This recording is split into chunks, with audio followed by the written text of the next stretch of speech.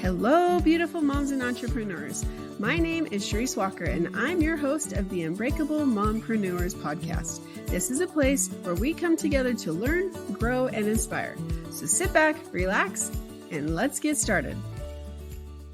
Hello, Unbreakable Mompreneurs. My name is Sharice Walker, your host, and I'm here with Dr. April Brown. And we today are going to talk about a topic that not a lot of people like to talk about because it makes them uncomfortable. But it's a real thing because we as moms don't always talk about intimacy. So Dr. Brown is here to talk about that. So Doctor, why don't you go ahead and introduce yourself and tell us what you do? Okay, yes, my name is Dr. April Brown. I just go by Dr. April. And what I do is I really feel like my mission is to help improve intimacy in all aspects. And when I talk about intimacy, I mean being fully present. And as moms, sometimes it's very difficult, or even single or, wives or people, women even overall, because we love to do so many things at once. Yeah. But when we do a lot of things at once, we're not fully present. And to have true intimacy, whether in the bedroom, whether cooking dinner, whether playing with the kids, we have to be fully present, because that is what all the medical, psychology, spiritual, all come together and say that, being fully present. So that's what I focus on. And I just love talking about it and talking about many times we are not intimate because we don't have the time. You know what I'm saying? Yeah. And learning how to, that self-care. Yes. That's true. And I think, the old absence makes the heart grow fonder. My husband was away on a trip this week. We get along great when you're away to say, oh, honey, I love you. And I want you and stuff. And then when they get together, it's like, oh, well, this happened, this happened, this happened, this happened and stuff. He's like, thanks a lot, just ruin the mood. And so how do we fix that? I think one thing is to make sure you have enough energy for home. I think sometimes we just do so much and we give 400, 500% to our work and everything else. Right. But come home, and really when we come home, that's the best customer service we should have. You know what I'm saying? So it is, yes, honey, how are you doing? I love you. I miss you. Yes. It's spending those quiet quality time, because many times in the busy life, it's not about quantity, it's about quality. Yeah, that's true. Yeah, and knowing each other's needs, sometimes a better way to get certain people's attention who are very physical, is to actually give them a hug, touch, sit down, communicate, face to face versus screaming from the kitchen to the living room. It's so true. It's so true. And I really think nowadays, because of the whole sexual harassment and all these threats, that we are starved as a human population for touch and affection. Like I go get massages sometimes because I just love, like, it feels good to me to be rubbed. And so my husband, like, I'll snuggle up and I'm like, hey, can you touch yours? Like, it's always, that's all you ever want is a back rub. I'm like, well, that works for me, but for him, like, he does not like to be touched at all, except like a hug or to be snuggled and stuff. And so I think that understanding each other's love languages and communication that way is also important, because you're right. A hug could mean so much to somebody, where someone else, you're like, oh, Right. Yes. Yeah, definitely. But that touch is so important because it is the first affection that we receive, even as being in the womb of our mothers. It's touch. Yeah, it's true. Very true. So you kind of mentioned a few things, but what are the different types of intimacy? So, of course, that touch is physical intimacy. And when the touch is around different parts of our bodies that are sexual organs, sexual intimacy. But then there's also that emotional intimacy, where it's like talking about your feelings and having your feelings validated. So there's also communication intimacy, or verbal intimacy, or even nonverbal, which is great. But then there's other forms of intimacy that we don't really even talking about. The intimacy of working out together, work intimacy, the intimacy of service.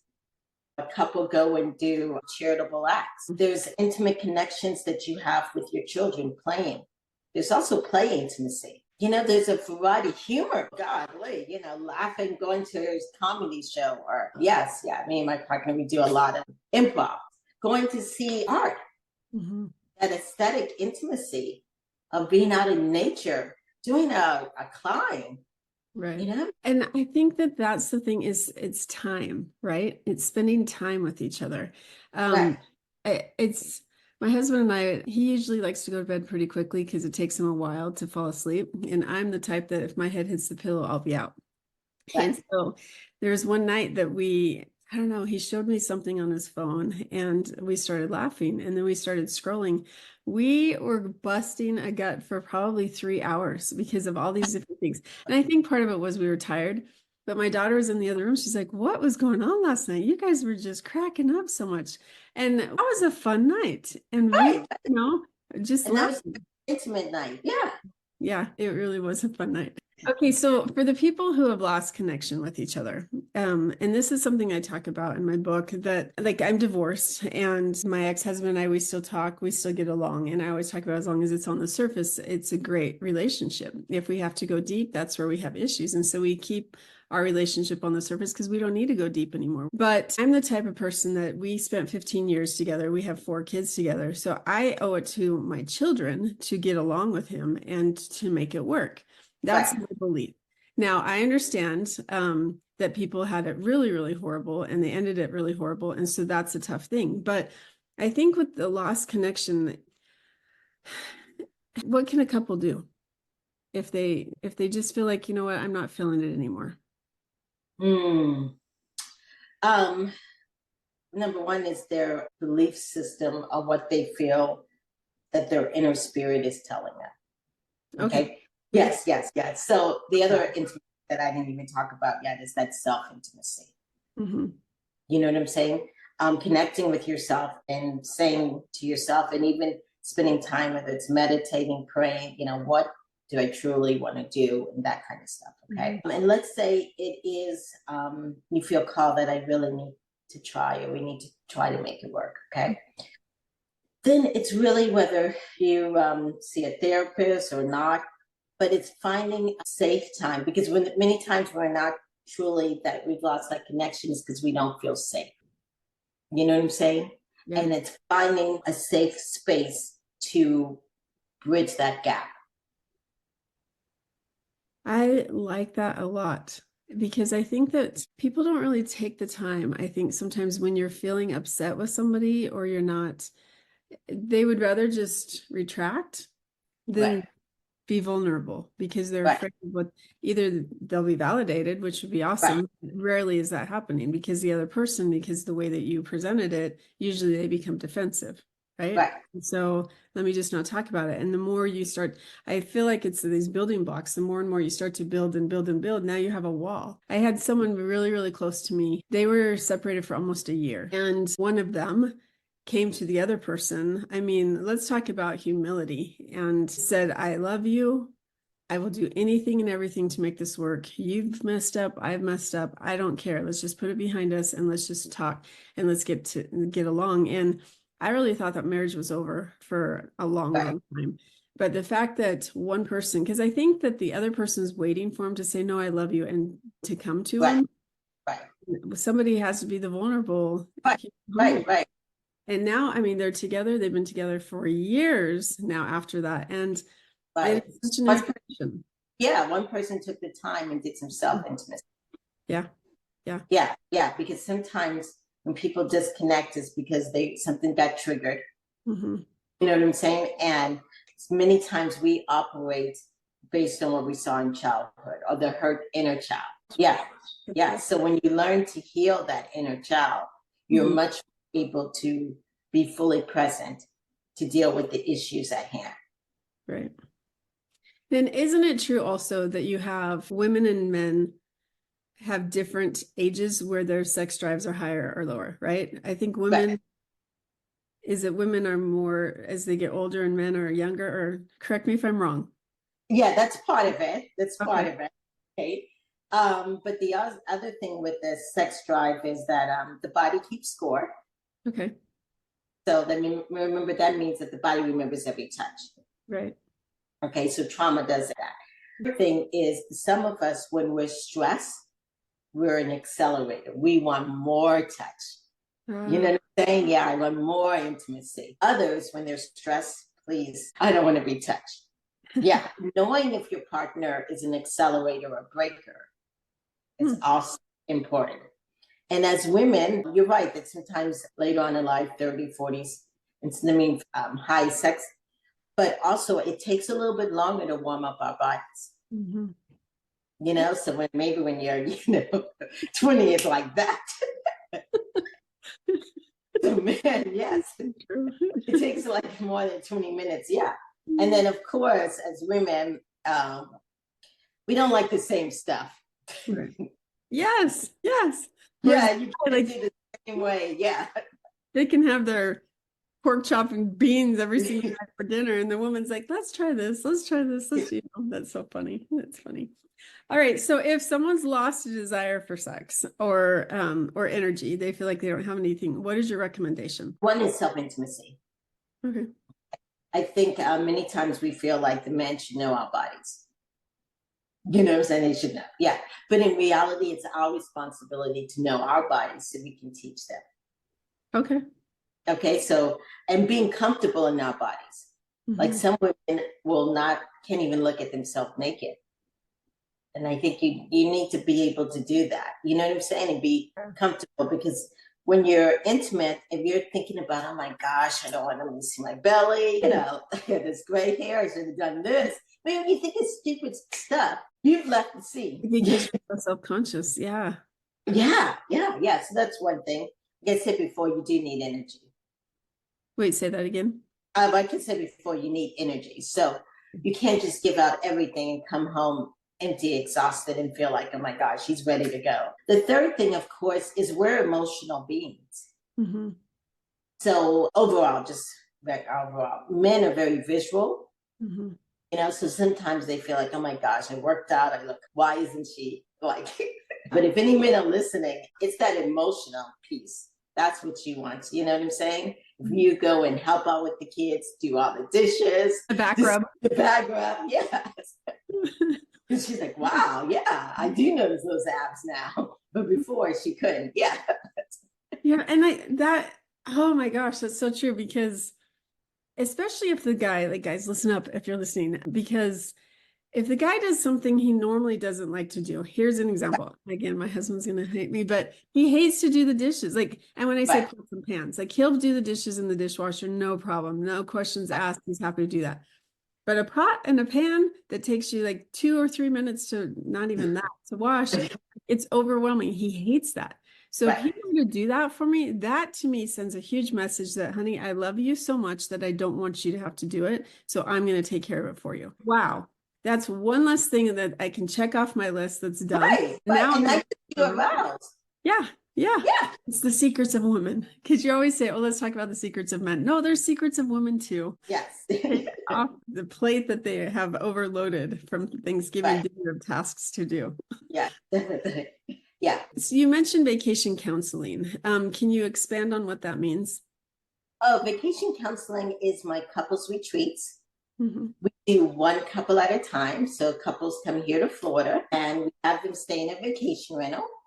And this is really, like you're saying, those couples who've lost connection. Mm-hmm. This is really a good thing for them. We do one couple at a time. Okay. So it's only, we're focusing on you. You come here, stay in a vacation rental, and me and 1 or 2 other therapists come to you guys and provide about 15 hours of intense therapy. Wow. So of course, we're going to get marriage counseling or relationship counseling. We're going to do, of course, since I'm intimacy, sex, we're also going to do some individual counseling. And many times if you have trauma, affairs, addictions, whatever the case may be, we are able to just solely focus on that. And we teach you how to play. Because many couples, when they think about sexual intimacy, that it's like, oh, I don't want anyone to think about it as a chore. Mm-hmm. Something I have to do. Because it shouldn't be that way. It should just be playing. Mm. If we keep it simple like that, without all this performance stuff, and just play together. Interesting. That's amazing that you offer that. That's really cool.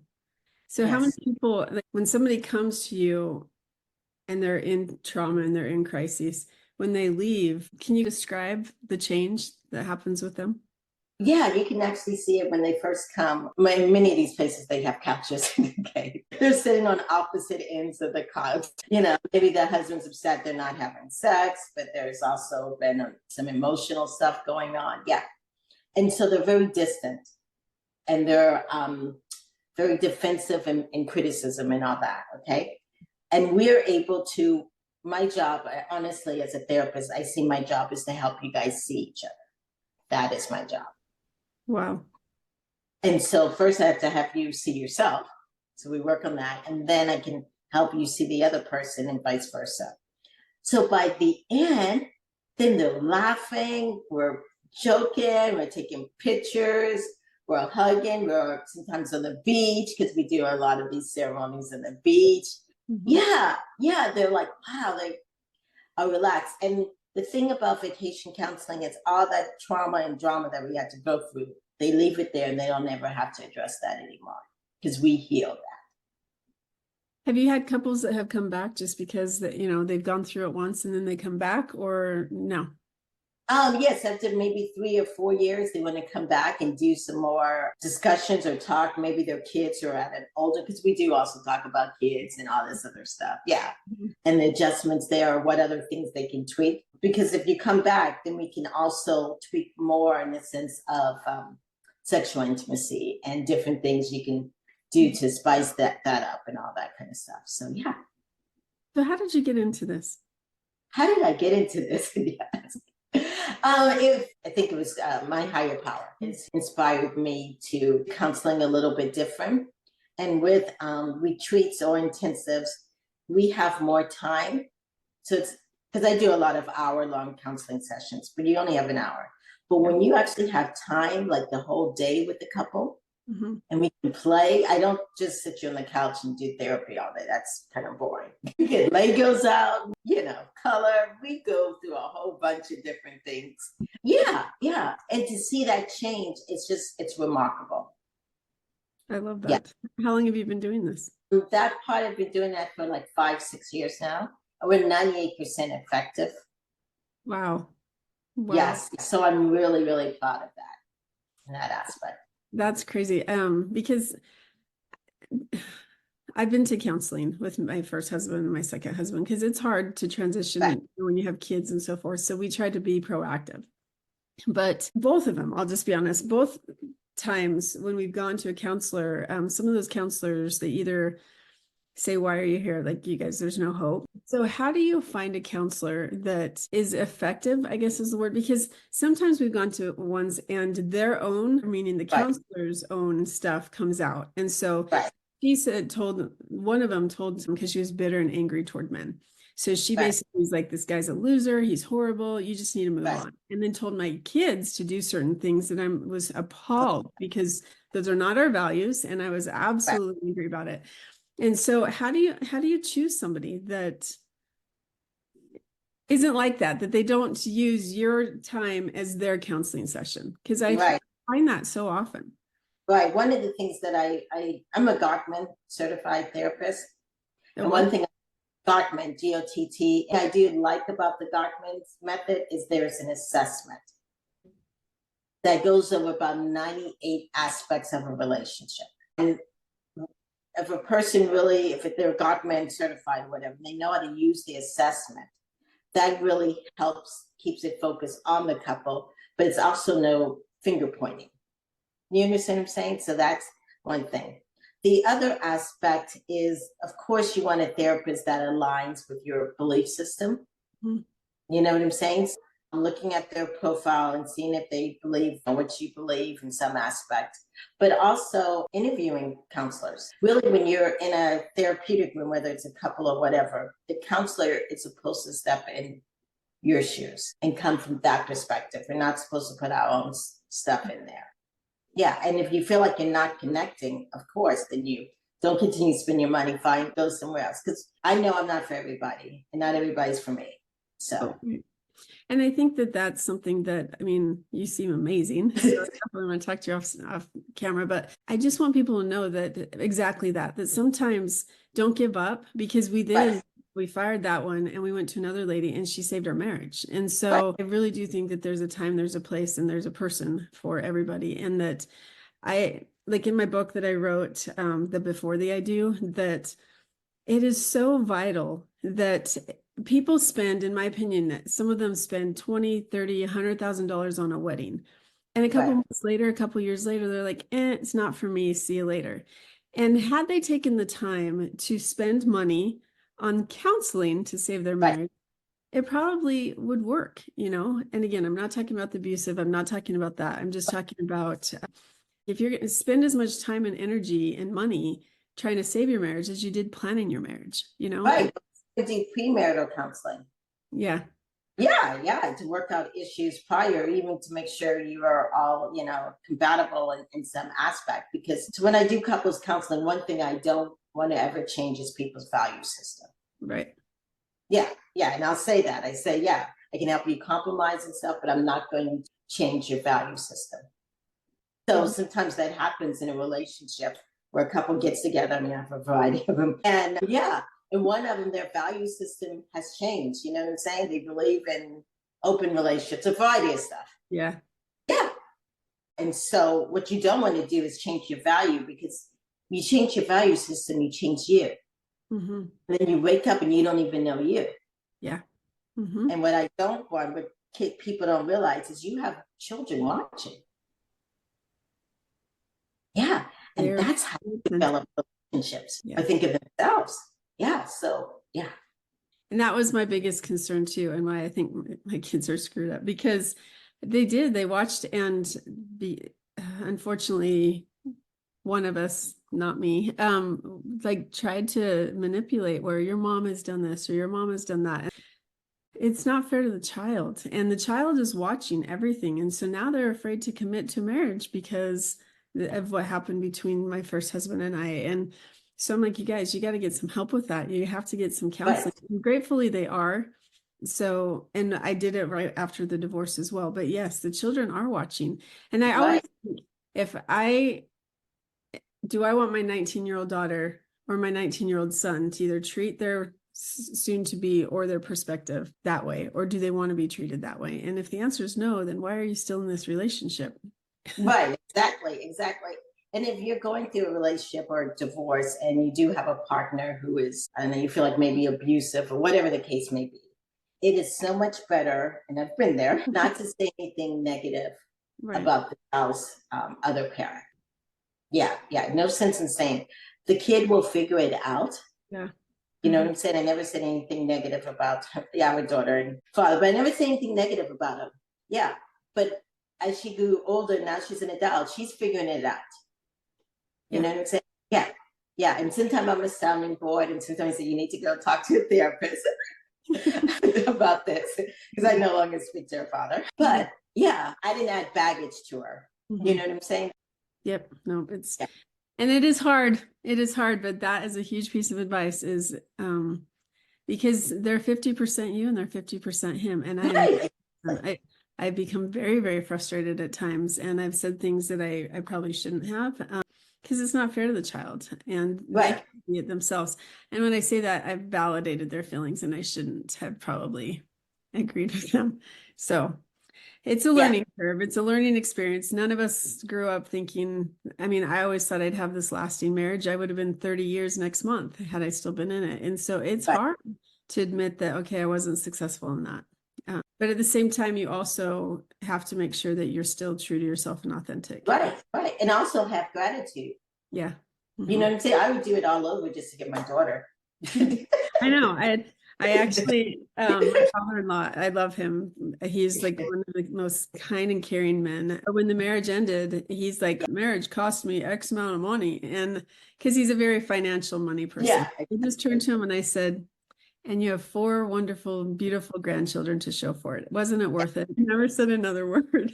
And I mean, they came over for Thanksgiving dinner last. I mean, we still have a great relationship, but yeah, you cannot regret anything, because everything you can learn from and grow on. Yes, definitely. So talking to your 19-year-old self on a park bench, and you sit next to your 19-year-old self, what advice would you give her? So my 19-year-old self, that's actually when I met him. So, I got married at 19. Wow. just a full disclosure, I grew up Catholic in a small school, and then I went to a big university. Okay, so I had no idea about mental health, illnesses, or anything like that. So I would tell myself that, April, that it's okay to be herself. It's okay to be unique, and there are going to be people that are totally different Mhm. than you, but you don't have to accept. If you don't have to accept them pushing your boundaries and just saying yes to them, just because you're like, oh, maybe they seem smarter than you. You got it. You know what's you. So I like that's, that. yeah. And it's important because we're raised a lot of times, or I was, and culturally, that you respect your elders and you do what they say and you do this and that. You know what? Sometimes it's not okay what they do and what they say. It's okay for you to disagree with that. Appreciate their differences. That doesn't mean you have to be them. Yes, exactly. Well, any other questions I did not ask you that I should have? No, I think you've asked them all, just for mothers out there, just to know, and for women out there, that it is okay to know thyself. And remember, I guess one thing I want to say, that people treat you the way you treat yourself. People treat you the way you treat yourself. Yep. So it's okay if sometimes you have to take a break and you have to rest. Doesn't mean you're a bad mom, you know, or whatever, because sometimes we feel like we have to be so busy doing so much things, got to put the kids in 50 million things. But it's okay. It's about the quality. Mm-hmm. I love that. Thank you. Well, if people want to get a hold of you or like sign up for your retreat, which sounds amazing, how do they find you? Okay, they can just go into my website at draprilbrown.com. April spelled like April and Brown spelled like Brown. Okay. Yeah, draprilbrown.com.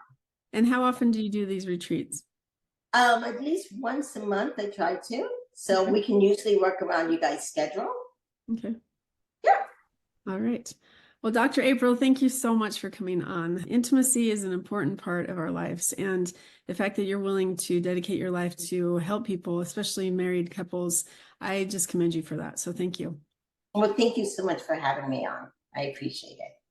And Unbreakable Mompreneurs, if you are struggling and you're just feeling like I'm out of touch, I don't have energy, I've lost hope, reach out to Dr. April and come back to yourself. Self-intimacy is an important thing, and you have to be happy with yourself so that you can then be happy with other people. It starts with you. So go out and make it a great day. See you later.